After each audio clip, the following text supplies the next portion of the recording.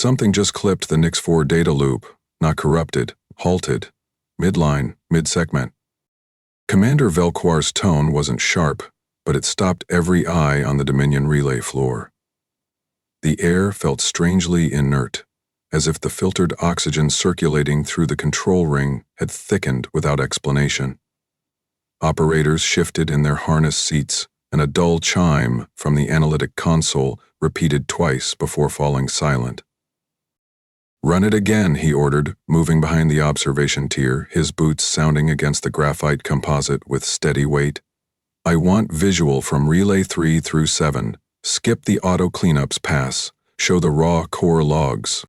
Analyst Doran slid his hands into the display bands, eyes narrowing.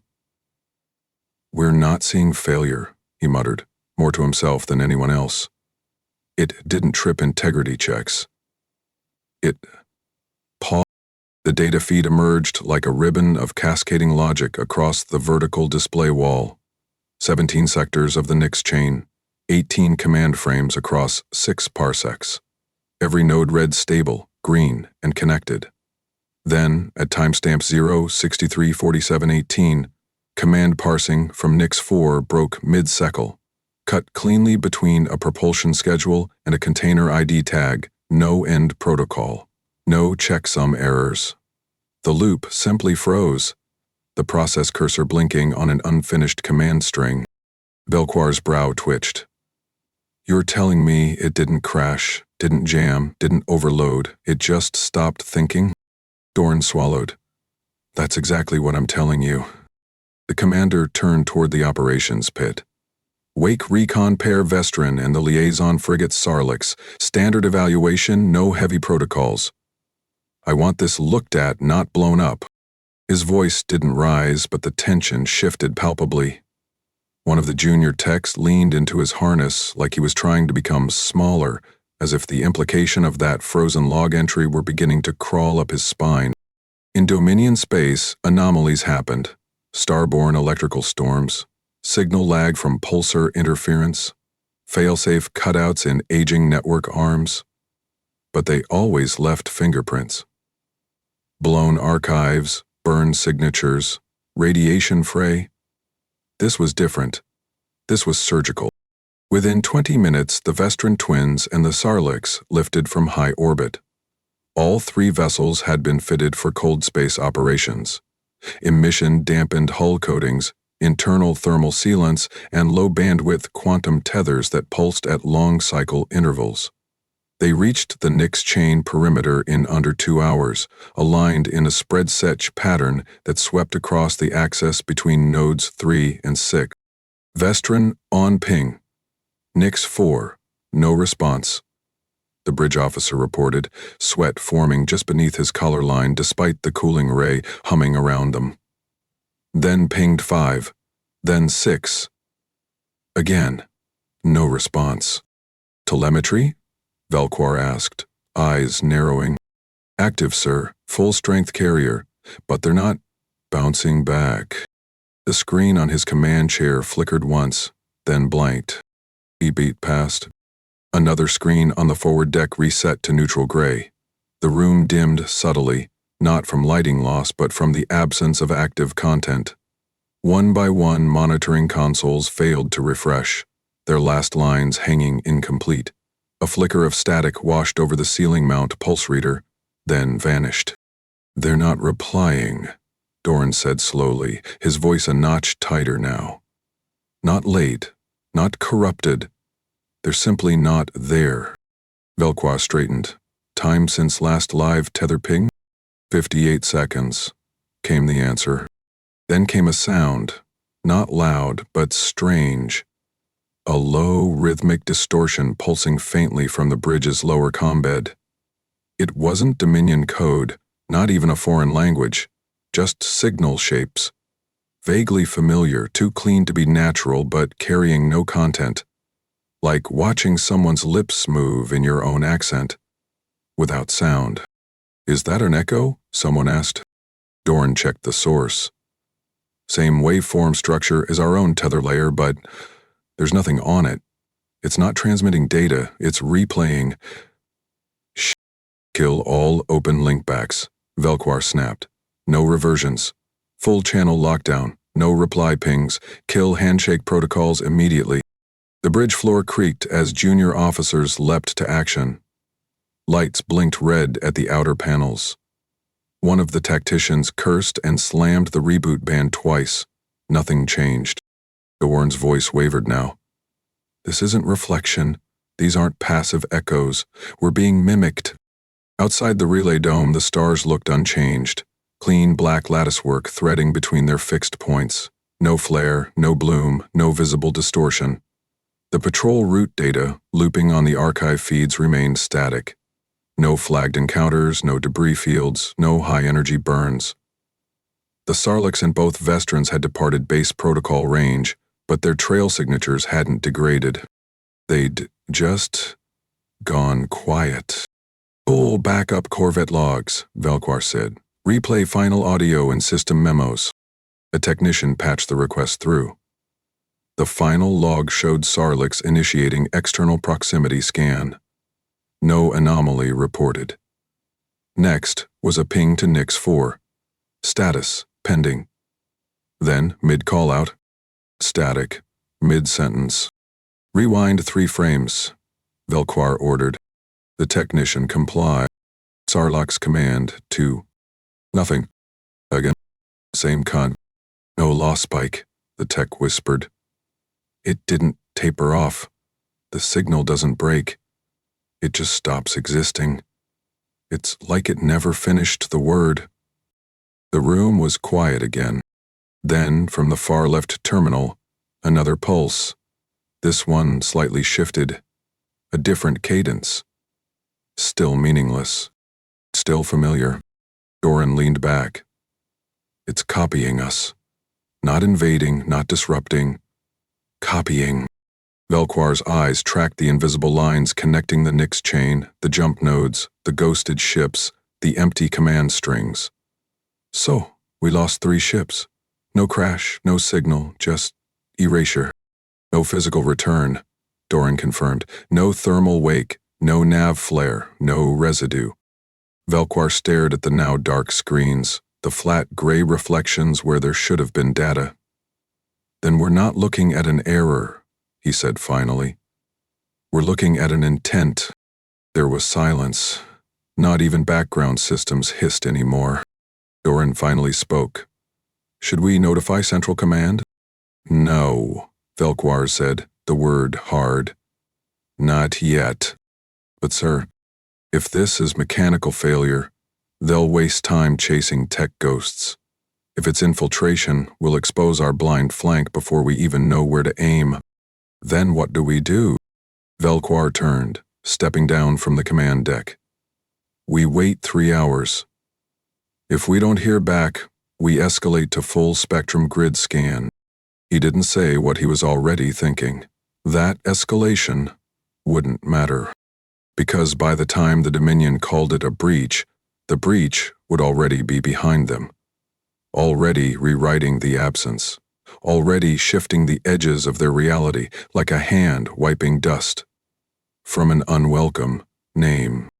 And no one had yet asked what might be mimicking them, or why. Those are our signal shapes, said strategist Baron, dragging the spectral waveform across the embedded panel.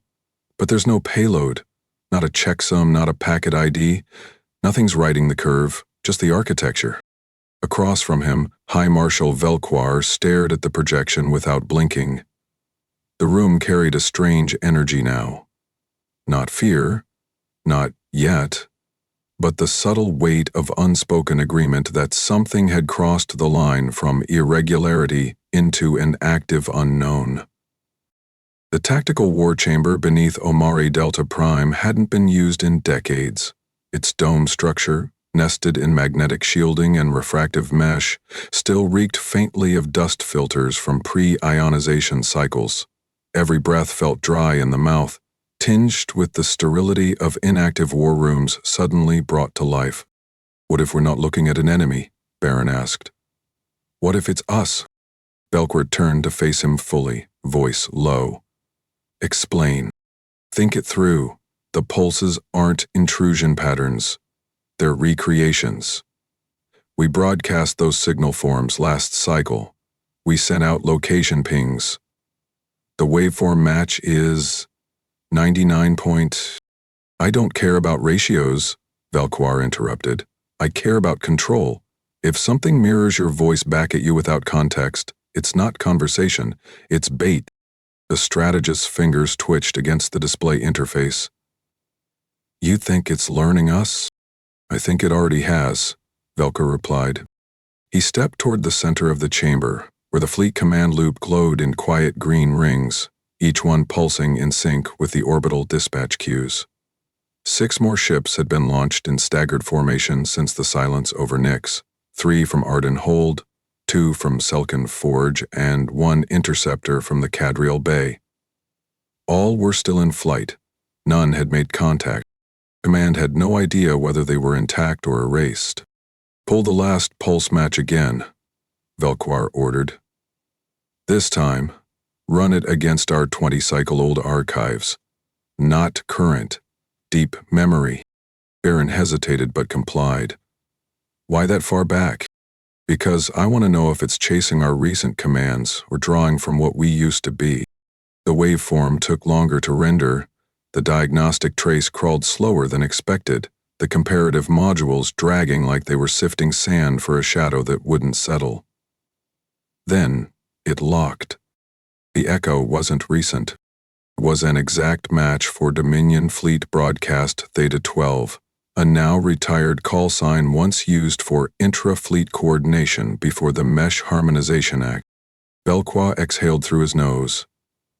Someone's dragging up obsolete signal architecture. Or they're simulating an old version of us, Baron said, voice dry now, something that remembers the way we used to think. Which means they're not inside our systems. They've been watching from outside. The chamber fell still, eyes locked on the floating map projection. The green sectors surrounding the Nyx corridor flickered intermittently, as if the system hesitated to confirm whether those regions still belong to anyone at all. Update from Surface Tier Observatory Station Varnhold 7, a junior aide called. Local array caught an analog capture. 1 frame, stellar background, and something. Analog? Byrne asked sharply. Analog lens, the aide confirmed. Fully optical, manual lens focus calibration. The AI assist was off due to maintenance sweep. Velquar stepped forward. Display the frame. It blinked up on the center tier, a star field, fixed, predictable, symmetrical. And against it, less than half a second long, a silhouette. Elongated, asymmetrical. The edges blurred not by motion blur or digital overdraw, but by something less defined, like it refused to hold form when recorded by non-quantum equipment. Size estimate? Velquar asked.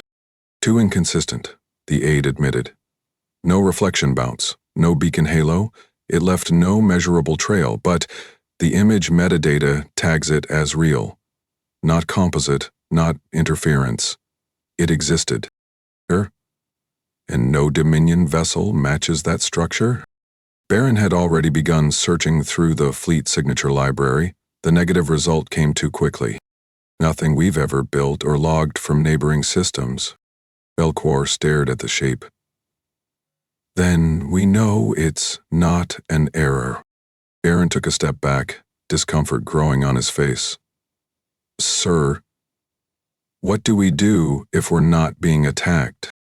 Then we treat it worse than an attack, Velquar answered. Because anything that doesn't want us to see it but still acts with intent?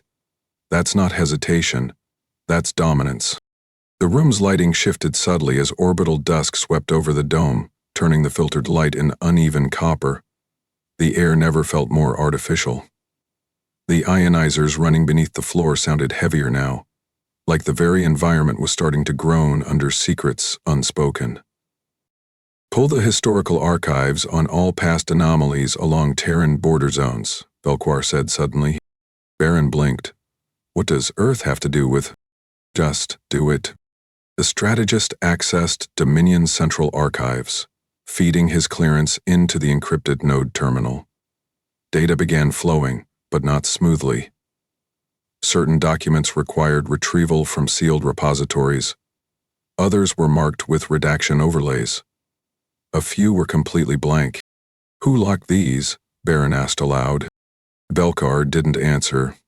He'd already stepped toward the console himself.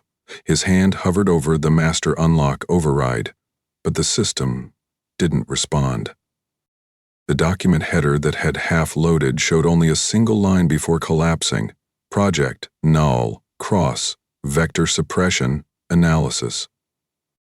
Earth. Then the name vanished. A full overwrite sweep ran through the terminal, erasing local memory, then scrubbing the display to blank gray.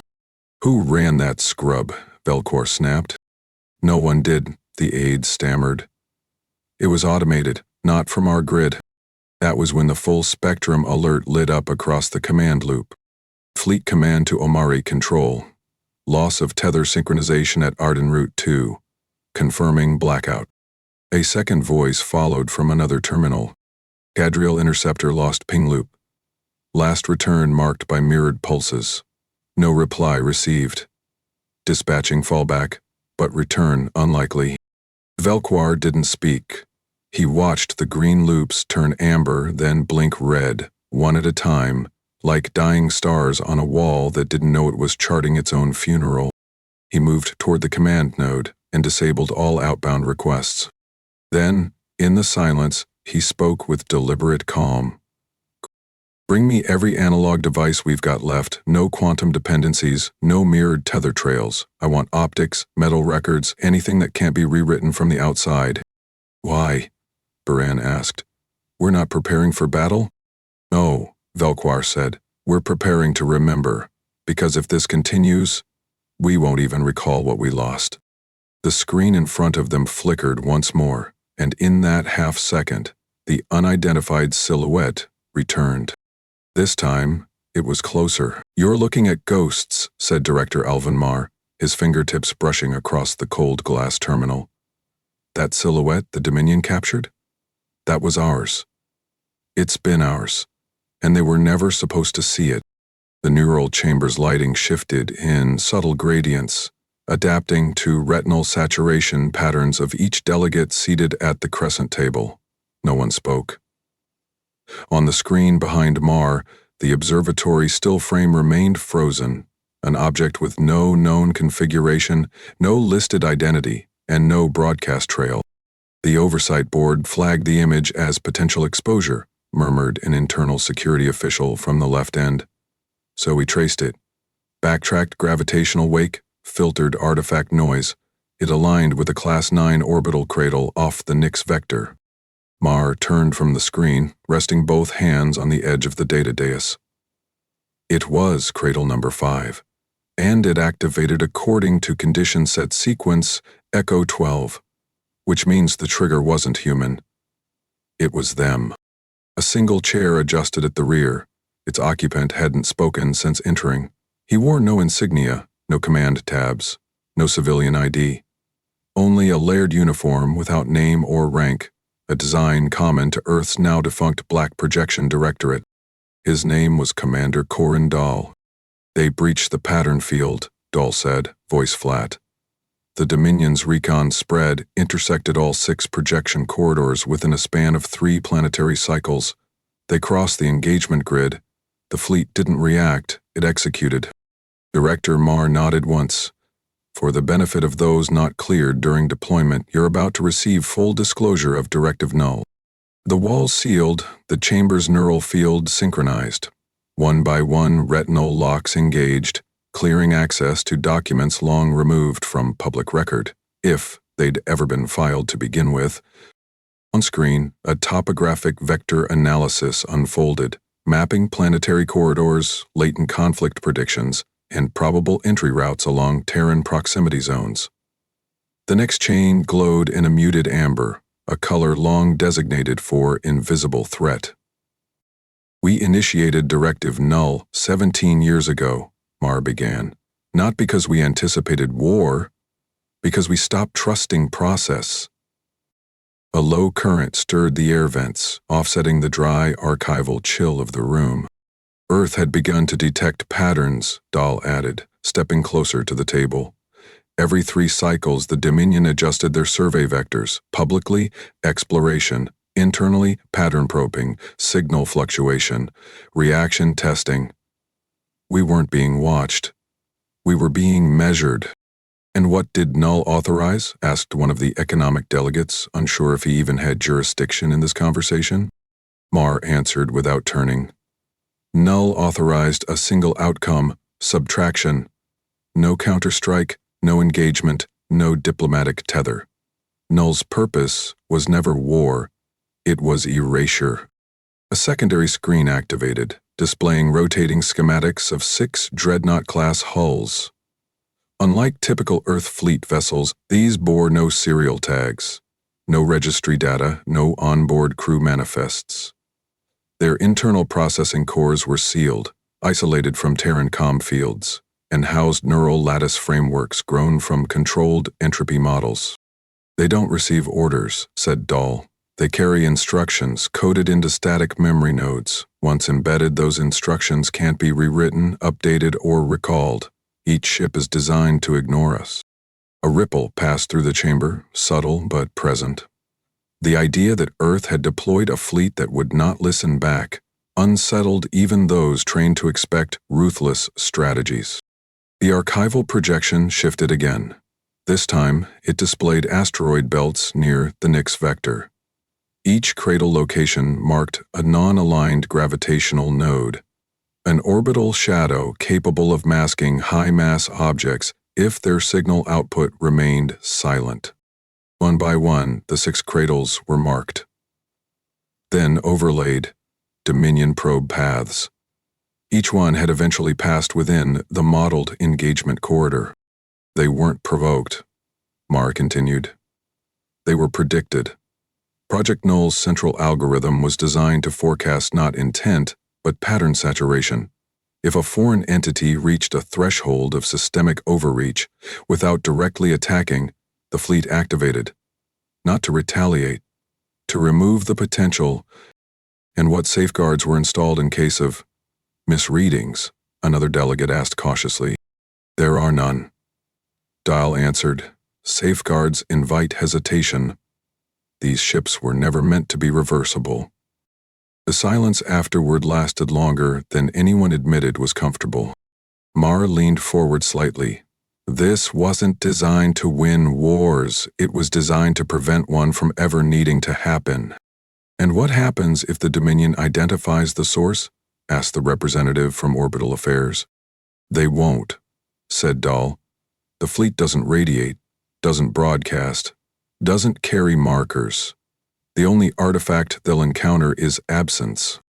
The imagery on the display shifted once more, this time showing sector-by-sector signal collapse from the Nix chain. No explosions, no feedback, merely lost synchronization between command nodes, gaps like teeth pulled from an invisible mouth. "There's still a risk," Mar admitted. "Their observational grid may triangulate the pattern." "We accounted for that," Dahl replied. "Each cradle follows a dissociation cycle. Once deployment concludes, it returns to passive status, scrambling mass distribution and re-entering the orbital shell net. They will be indistinguishable from drift debris." A final question came from the only one in the room who hadn't spoken yet, the representative from Internal Intelligence Council. "If the fleet completes its cycle and disappears back into shadow, how do we track success? How do we confirm completion?" "You don't," said Dahl. "Null doesn't report back. It doesn't close its loop. It subtracts and waits." The terminal lights dimmed as the neural sync disengaged.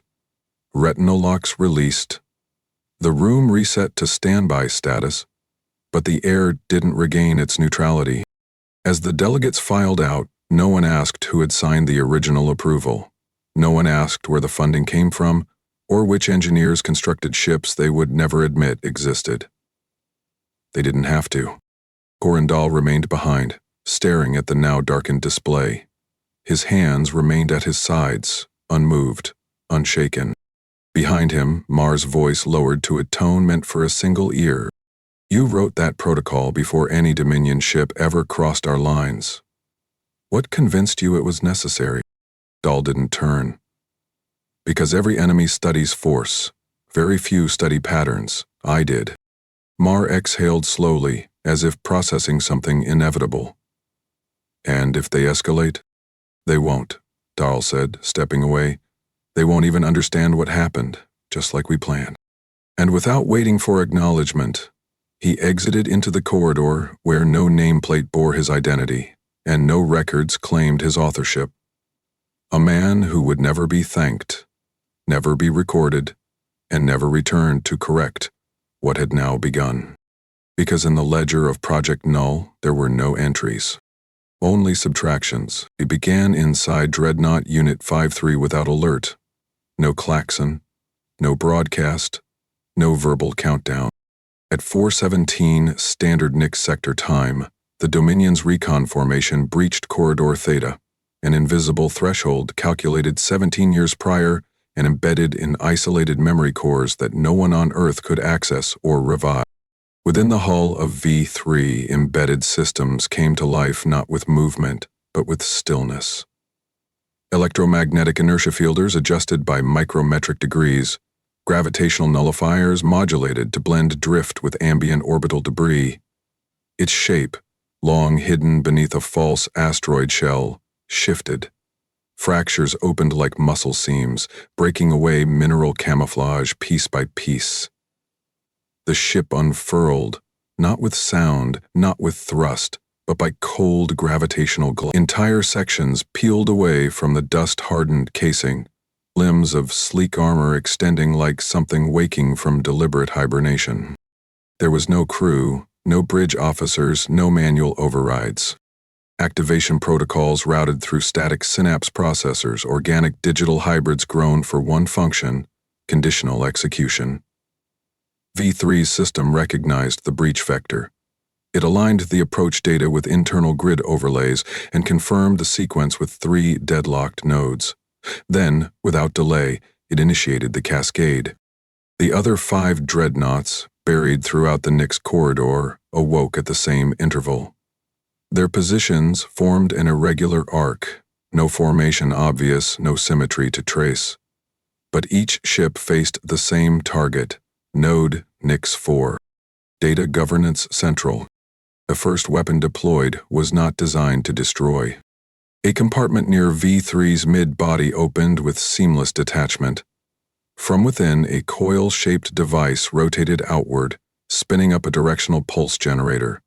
The interior temperature dipped as kinetic conversion drew every joule into the emitter's nested core. The charge did not register heat, combustion, or particle acceleration. It registered interference. Molecular, non-reactive, and absolute. The induction bombardment fired.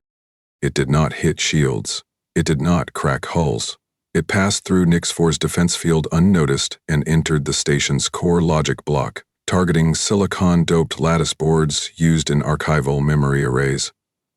Molecules lost cohesion. Structures that once held command trees and asset deployment schedules dissolved, not explosively, but with erosion at the atomic level. Terran engineers had called it smart decay, a field so narrow it erased only what thought. By the time station maintenance tried to reroute operations through Tier 2 backup logic, those drives were gone. Not fried, not corrupted, missing. Entire arrays showed structural continuity, but their function, their identity, no longer existed. B4, positioned closer to Relay 6, followed up by releasing interference chaff that didn't scatter but crawled across orbital bandwidth. It carried no attack vector, it simply nullified handshake protocols between network nodes. One by one, Relays 5, 6, and 7 stopped answering their own ping requests. V2 initiated signal redirection. The surviving data mirrors, unable to detect command failure, rerouted backup sync through Relay 9, then 10, then 12. Each time the echo crossed relay zone, the same erosion cascade started. There were no debris fields, no flare bursts, no collapse waves. The space above Nix remained visually unremarkable, but inside the Dominion command lattice, the systemic rot spread like shadow, devoid of violence, rich with consequence. Inside Dreadnought V3, a navigation subcore initiated a low drift rotation. Maneuvering fins extended, blending with distant rock fragments. The ship reduced its emission profile again, returning to orbital drift, undetected by active scan. Not once did a human voice speak. Not once did an uplink reach Earth. These ships had been made for distance, not in light years, but in consequence. Their mission wasn't retaliation, it was preemption without drama. No legacy. No name. Dreadnought V6 sent a secondary pulse toward Nix 3's latency mirror, an artifact station that stored degraded logs from the original backbone era. The pulse altered a single line of its internal address map, reindexing it to a corrupted archive mirror. When Nix 3 attempted to access that index, its internal logic collapsed in an infinite loop. Access denial became overload. Its diagnostic node collapsed under recursive failure, not from overload, but recursion without floor. Back at Dominion High Command, the silence wasn't silent. Operators received timestamp headers with no body. Transponders lit green, then gray. Tether synchronization loops timed out, not from resistance, but from no carrier return. The war room flagged interference, but the spectrum analysis showed nothing. Across 6 parsecs, the Black Fleet never used light, never used language, never deployed shielding, never resisted tracking. The horror lay in absence. Not of function, but of trace. When the Dominion dispatched fallback recon units from the Selkin forward array, they encountered no wreckage, no orbital shift, no indication that conflict had occurred. Only silence, the kind that resisted being called quiet. And as one scout vessel passed near the orbital shell where V5 had just re-entered dormant phase, its long-range passive scanners received a synthetic echo, identical in shape to the one it had just sent. For 12 seconds, the echo repeated, empty of data, repeating structure with nothing inside, as if something had memorized its voice and returned it like a mirror that no longer reflected light, only outline. Then the scout went quiet. No burst transmission, no relay, no emergency beacon. Dominion records marked the unit's last known position, tagged it for routine tracking, and moved on. But V5 did not. Its internal clock marked the contact. It registered the signal match, logged the drift vector. Then it adjusted rotational axis 1 degree away from the sector. No one would ever know it had moved. There would be no metals. There would be no story. There would only be what was now missing. They didn't burn. They didn't drift. They just stopped being ships. Velquar stood over the tiered telemetry basin as the technical crew patched together fragments of corrupted logs. The room smelled faintly of recycled plastic and overworked coolant lines, signs of a system pushed beyond standard diagnostic thresholds. Every screen on the operations wall showed a different kind of malfunction. Missing time markers, sensor entries repeating out of order, data blocks looping without closure. "Is there any common thread across the returning vessels?" he asked without raising his voice. Chief Engineer Torin leaned forward, wiping moisture from the corner of his lip with the back of his sleeve. 3 patrol cruisers returned from the Nix perimeter, not together, each from a different vector. None were in contact with each other during the approach, and they weren't scheduled to arrive simultaneously. Velquar didn't move. What did they see? "That's the issue," Torin replied. "They didn't bring back footage, they brought back contradictions." He tapped the projection switch. A time-stamped visual log flickered into view. Fractured video from Patrol Craft Jorik 7. The internal view showed the forward observation panel. The timestamp read 612. Celestial bearings, tracked normally. Then, without transition, the image blinked. Same angle, same cockpit, but now at timestamp 642. New minutes missing. The ship's logs made no mention of a skip. Crew report? Velquar asked. They claimed they didn't notice anything. 1 minute they were tracking vector approach. Next, the nav anchor said they were already pulling back. No maneuver record, no sensor record, no memory of acceleration or retreat. The same happened to the other two. And the systems? Torin brought up the core diagnostic report. Redundant subsystems were desynced from their own backups. Central clock stuttered, marked time fragments with wrong standard unit indexing. When we tried to restore temporal sync, the system treated it as an external attack and locked itself. The marshal's jaw shifted slightly. What about the crews? Not injured, Torin said carefully. But off. They respond to orders. They speak normally, but their short-term recall is fragmented. 2 of the navigators referred to fleet members that haven't served for years. One comms officer couldn't recall their own name until prompted 3 times. Medical flagged all of them for psychological debrief and is pushing for isolation debrief and is pushing for isolation debrief and is pushing for isolation. Velquar glanced at the rotating fleet map. Nix 4 still read active, despite every attempt to contact it returning empty values. Relay channels flared to life every few minutes, but they carried no commands, no pings, no signature bursts. Just time markers with null content, as if the system was trying to simulate a routine it no longer understood. He turned to Toran. From a systems perspective, what happened to those ships? They were re-indexed, the engineer said quietly.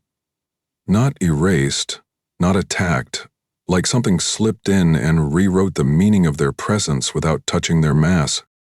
Velquar took 2 steps forward. The floor creaked softly under his boots.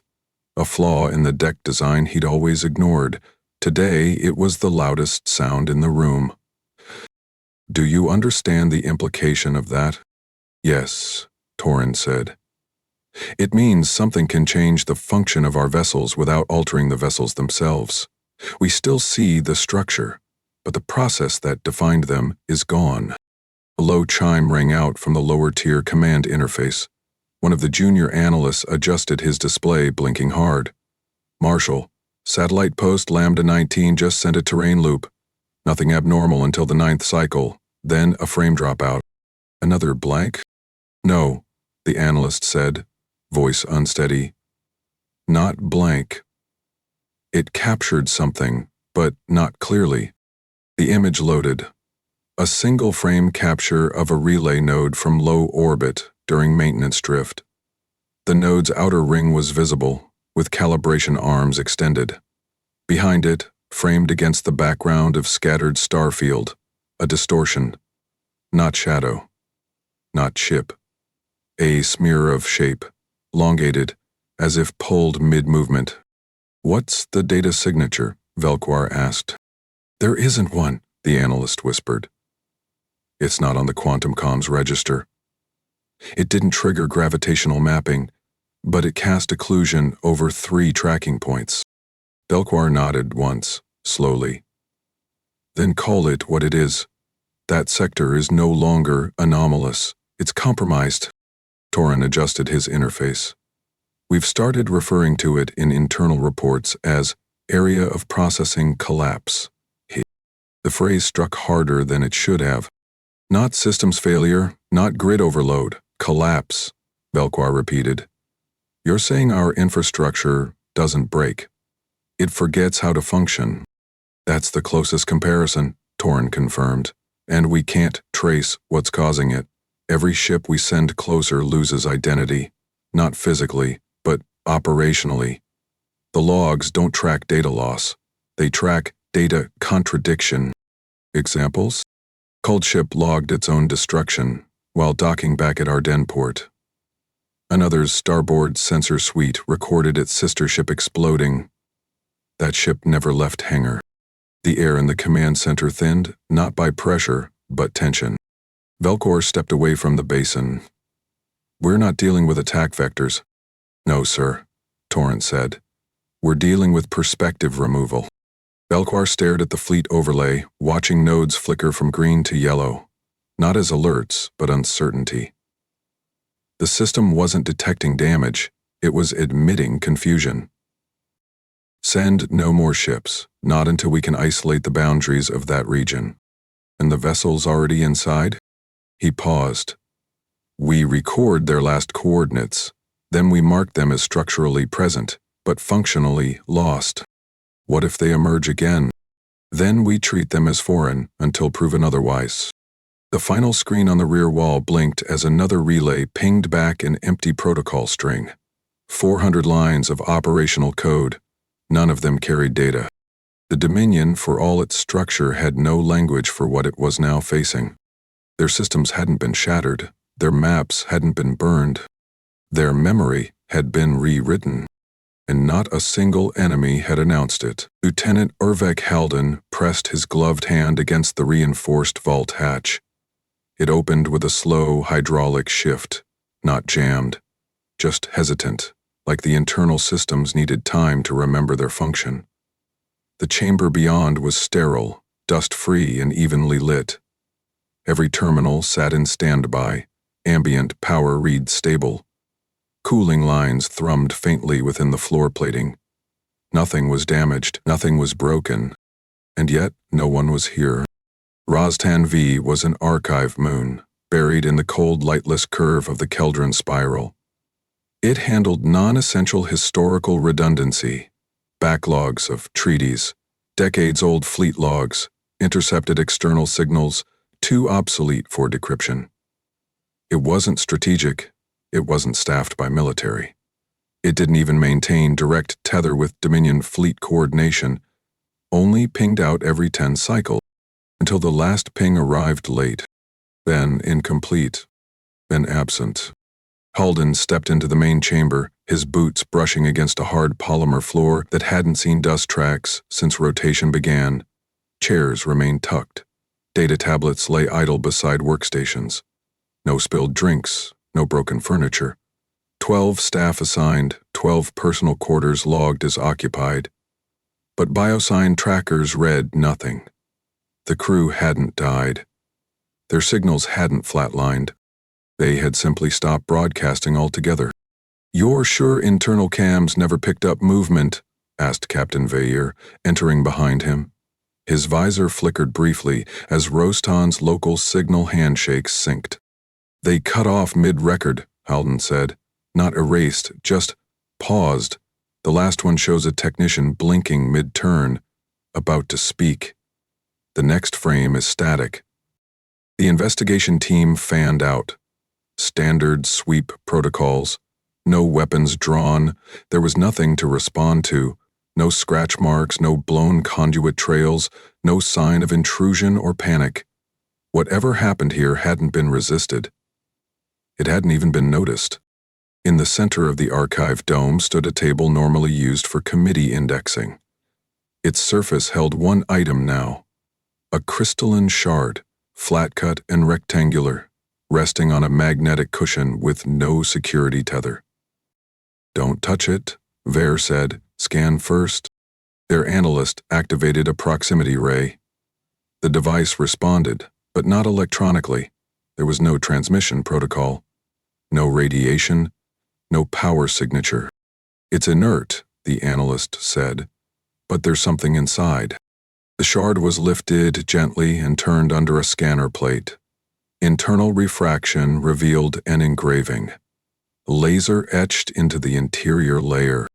The image formed slowly, a star map. At first glance, it looked like a standard Dominion system index. But the longer they examined it, the more disturbing it became.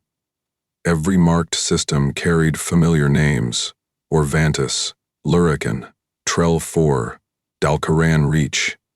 Over 50 in total. Each one had participated in covert surveillance operations near Earth within the last 5 decades. Not all had been hostile. Some had merely intercepted communications. Others had staged minor trespasses across declared borders. A few had supported Allied powers during early economic embargoes against the Terran Assembly. But all were included. Everyone marked with an identical symbol. An empty circle crossed through by a shallow diagonal slash. There's no message, Halden murmured. Vare nodded, eyes fixed. No coordinates, no demands, just a list. The analyst leaned in. These aren't future targets. They're confirmations. You're sure? Vare asked.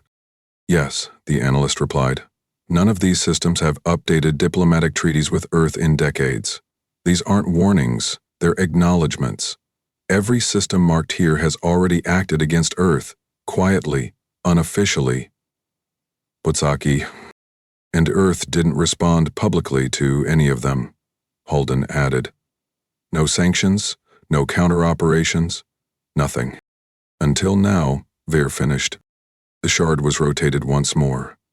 At the bottom, beneath the system map, one line of text had been etched. Not written in Terran. Not Dominion glyphs either. Old Concord trade glyph. Long out of use. Translated, it read, "We remember who touched the boundary." Vare took a step back. It's not a threat. It's an obituary, Halden said, the words dry in his throat. No message to open channels, no declaration to negotiate, no transmission to clarify terms. Only presence. The kind of presence that didn't seek to be seen, but still made sure you understood that it had been watching. That it had counted each step across the line. That it didn't need retaliation or war councils. It needed only time. Where's the shard's source vector? Vare asked. No insertion scar, replied the analyst. No atmospheric breach trail. No landing data, but we logged a local gravimetric flux 2 hours before the last biosign signal stopped. So it was placed after the staff vanished, Halden said. No, the analyst corrected. It was placed as they vanished. The silence after that wasn't empty, it hung like a thick residue on every breath. Vare lowered his voice. Pull external logs. Make sure none of this broadcasts past the secure line. I don't want political channels spinning this into panic before we understand it. Halden moved closer to the exit panel but paused. His gaze returned to the shard. This wasn't for the public, he said. Vare turned. What? This wasn't designed to frighten. It wasn't a demonstration. It's not leverage. It's record-keeping. Then why leave it where we'd find it? Vare asked. Halden didn't answer immediately. When he finally spoke, it came slowly. Because something out there has already decided. And it left this not for us to act, but for us to realize that action was already concluded. As they left the archive moon, the doors behind them resealed with the same delayed shift they had upon arrival. The shard remained where it was, untouched, silent, waiting for no one. The final message from Rose 10V never reached Dominion Central. Relay 11 dropped transmission 10 minutes after the shard's recovery team left orbit. Its carrier frequency defaulted to idle loop, attempting reauthorization. When that failed, it began echoing internal status queries to itself, cycling through system checks with no end state. Within the hour, it was removed from the command grid, not by sabotage, not through damage, but by irrelevance. It no longer held connection to anything that answered back. By morning cycle on Omari Central, 3 more relay arms went dark. Then 2 more trade hubs in the Marne corridor severed tether updates. At first, operations tagged the disruptions as solar interference from twin-class flares off the nearby Blue Giant. But when the agricultural index from the Corvat junction failed to sync with supply chain metrics, entire subsystems defaulted to isolation mode.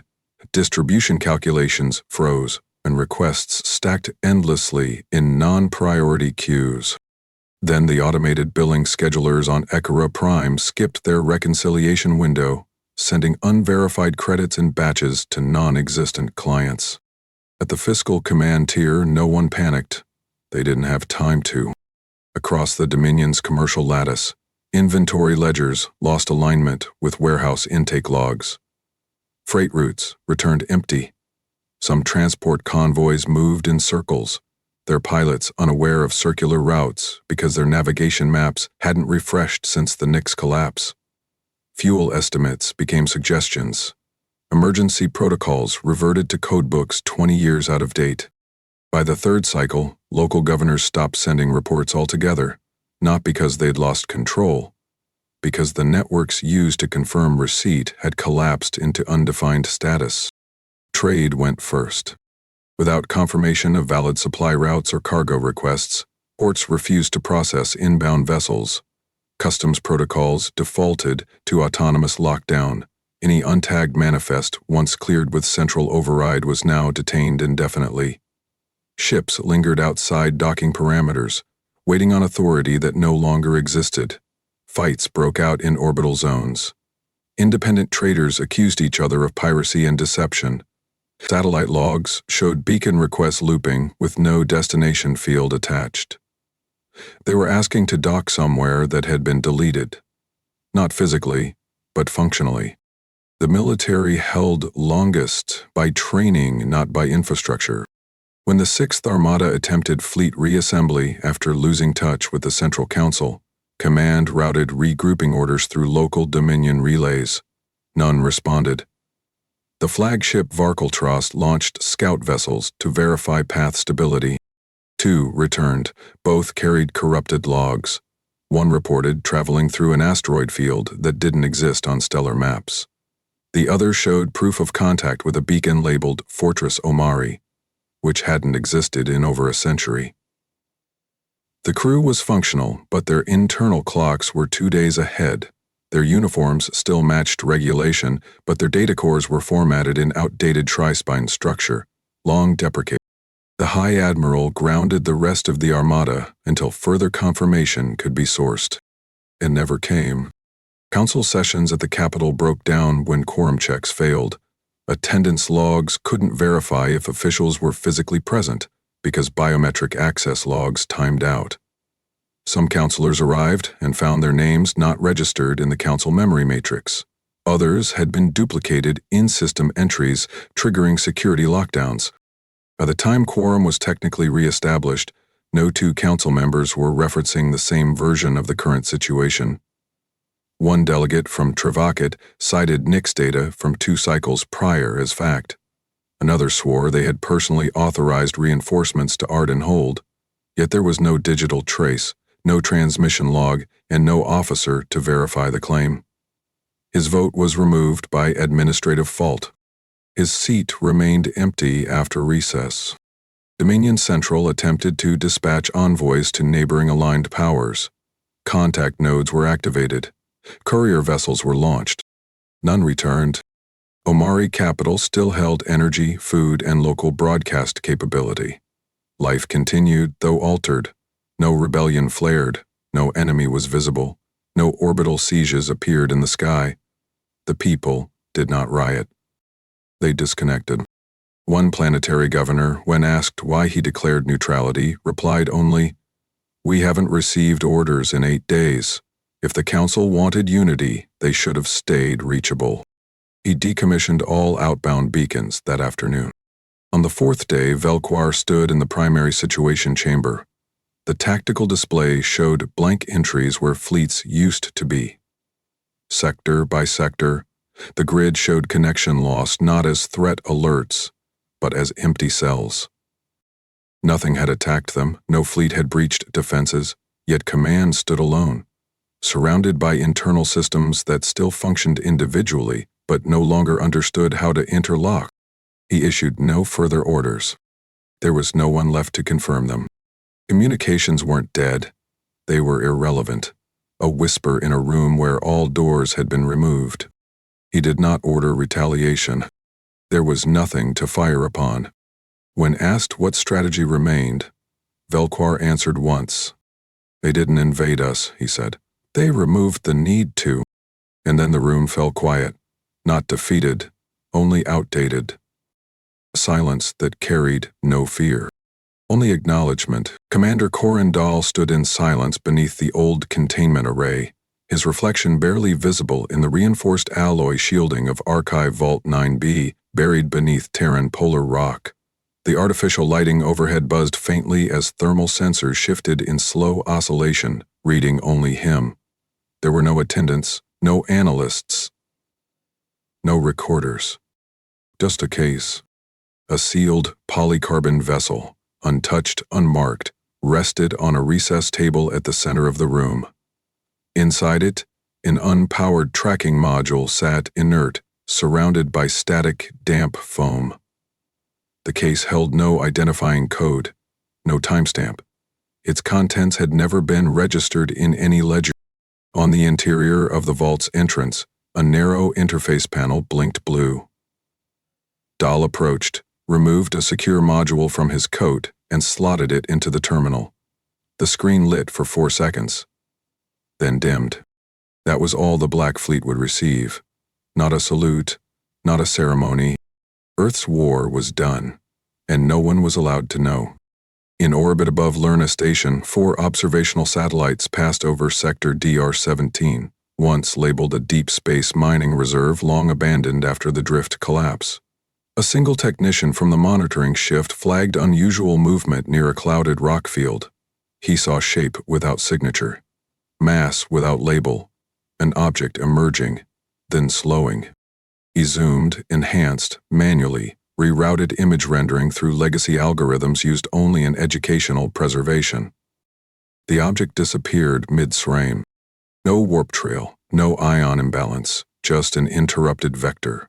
There had been motion, and then there wasn't. He noted it, hesitated, and marked the log with a standard anomaly tag. He didn't know that what he'd seen wasn't malfunction. It was a return. The Black Fleet had completed its cycle. One by one, the ships re-entered dormant sequence. Each returned to its cradle, maneuvering through pre-mapped debris currents. Not a single thruster burned visibly. Mass elonging systems restored asteroid camouflage in real time. Each dreadnought settled into orbit paths designed 2 decades ago, and long since scrubbed from every Terran record accessible above Tier 9 clearance. There were no maintenance drones, no external repairs, no thermal discharges. They would drift, as they always had, until needed again. Back in Vault 9B, Dahl turned away from the screen and walked to the exit panel. His gait never quickened. His expression remained unreadable.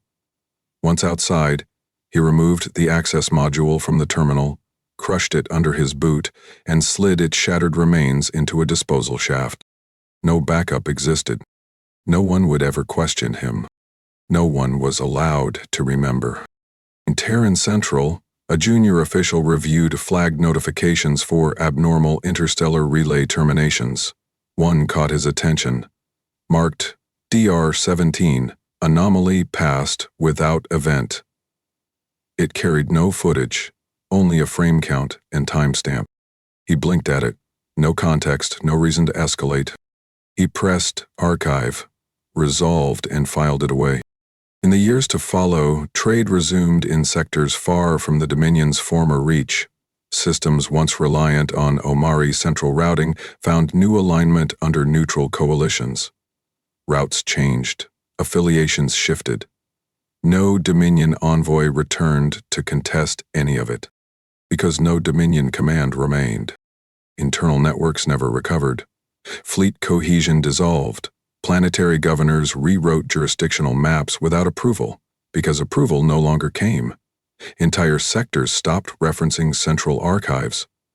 Not from rebellion, but from irrelevance. They governed themselves because the silence left them no alternative.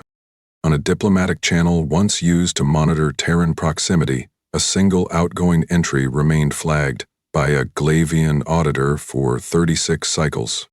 The line read, "Signal contact, Nix chain collapse suspected." Beneath that, a sub-entry had been added by a prior observer. No author was listed.